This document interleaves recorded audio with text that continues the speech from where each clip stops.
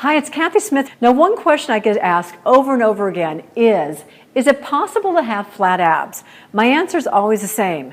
It certainly is if you follow these 3 steps. So first of all, you have to train the muscles. Now, when it comes to the abdominals, you have different sets of muscles. So let's start with the rectus abdominis. They flow from your rib cage to your pelvis, and those are your crunching muscles, and that's what gives you the six-pack abs.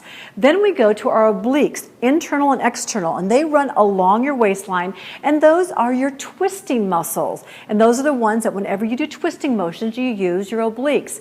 The last set of muscles, and what I consider the posture muscles, are called your transverse abdominis. They go across your body, and think of those as like your built-in Spanx. Those are the ones that keep your belly in, and those are the ones you have to use when you're putting on your tightest pair of blue jeans and you don't want to pinch yourself. Those are your transverse muscles. Now look what happens when I'm not engaging my transverse muscles. I'm going to turn sideways and just show you. If I'm just letting them all hang out here, I get a little like belly.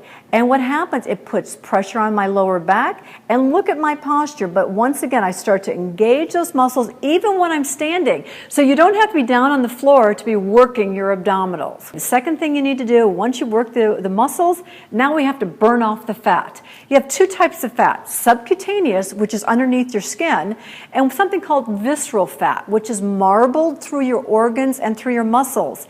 The best way to get rid of both kinds is to do cardio training, aerobic training.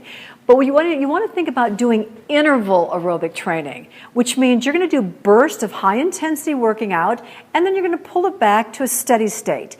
You're going to burst and pull back. And this interval training or burst training is something that is really going to help burn the fat around the belly.